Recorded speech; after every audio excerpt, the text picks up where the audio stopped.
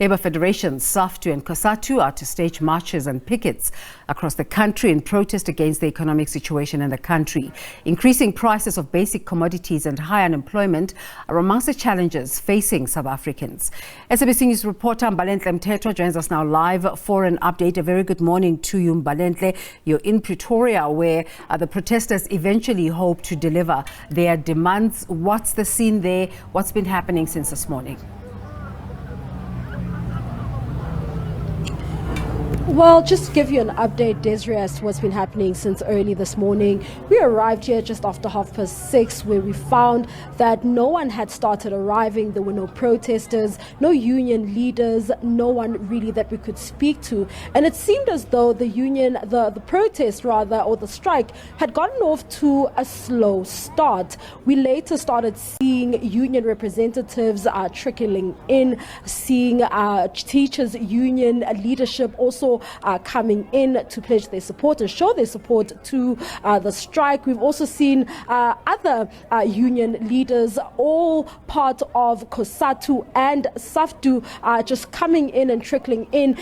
We've also gotten an explanation from SAFTU spokesperson Trevor Shaku, who explained that the reason for the delay was that they were still waiting for some residents coming from different parts of Gauteng, some coming from as far as the Vaal, the East Rand, as well as the West Rand. We heard from him saying that there is an expectation that there'll be around 2,000 people here who are going to be marching to the union building to hand over that memorandum of demands. Now, you will remember that at the heart of this protest is the issue of the rising cost of living. I'm joined with one union representative from SAFTU, Mamadle Sibe, who's going to give us a sense of why they have chosen and decided to participate in this protest. Thank you so much for speaking to us. Why are you here, and why is it important for you as a SAFTU affiliate to show your support and also to participate in this strike? Well, I think you have correctly captured the essence. The rising cost of living is a nightmare for overwhelming majority of the working class and poor people in this country, but increasingly so for the middle class as well. At the core of that is the increases in the prices of energy, that is electricity and fuels, but also of food, of transport and associated costs.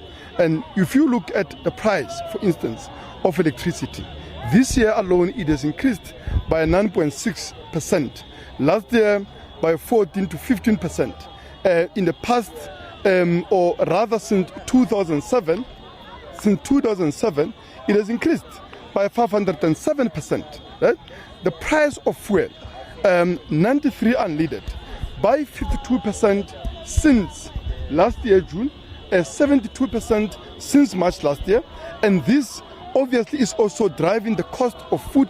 The food basket today stands at 4,688 rand in a country where 75% of the workers are earning 5,000 or rather below 5,800 rand. Now, one of the other issues is the issue of, can we please walk? Now, for the benefit of our viewers, we're going to walk to show you what's just happened. The cars that have just started arriving, hooting, and it seems as though there is some form of movement and there is something happening in terms of more people arriving. The arrival of our convoys from the Union building. Remember, we had the night vigil there? Yes. Where the night vigil, so the convoy from that side now is arriving, and many more will be coming, buses and taxis and all of that. Okay. Certainly. But that is just a component from Union building. Now, the other issue that we do understand that you have also raised are the below inflation increases in terms of wages. Talk to us about that and how that impacts on the living standards and the cost of living going up, and yet salaries are not increasing. Yes, for the past decades, salaries have been stagnating.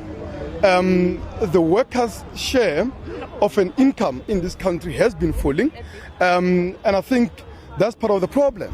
And that is a reason that, as I was saying, the latest data, from the Bureau of Market Research shows that 75% of the workers in this country are on 5,800 rand a month or below, right?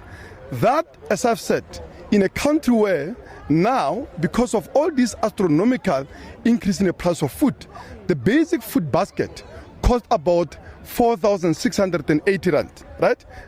4,680 rand, but it's not just that. Is the fact that the prices of transport as well, right? Just this year, it is estimated it's going to increase by between 20% and 35%. The prices, of energy, as I've spoken about, right? And you can't all of that. Wages are simply not keeping up. So it is not just 12.4 million workers that are unemployed, many of whom without income. It is also the fact that the overwhelming majority of employed workers themselves, they are earning well below, a food poverty level. Thank you so much for speaking to us. There you have it, one of the union leaders speaking to us about the cost of living and the fact that salaries have seemingly failed to keep up with the rising cost of living. Now, we move from where we were to come to where we are right now, when we heard and saw a convoy of those who had participated in that night vigil. You will remember there are buses that have also started arriving by the looks of things. You will remember that the march was really preceded by a night vigil, which is now going to come. Well, the people who were there really are now going to come and join the march here. It's over to the Eastern Cape. My colleague there is standing by with the latest there.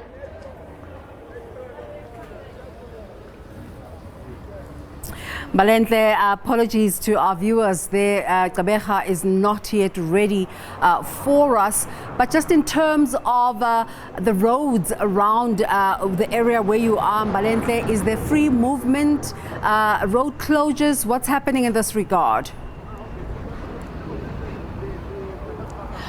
Well, there is free movement. There are no road closures just yet. I mean, we haven't seen a large police contingency since we've arrived. And what usually happens when you have protest action or strike action such as this one, you'll find that there's high police visibility and the police really just surrounding the square or the area. But this has not happened here or hasn't started happening. And maybe we should wait for 10 a.m. when the marchers are expected to start leaving Burgers Park for the union buildings.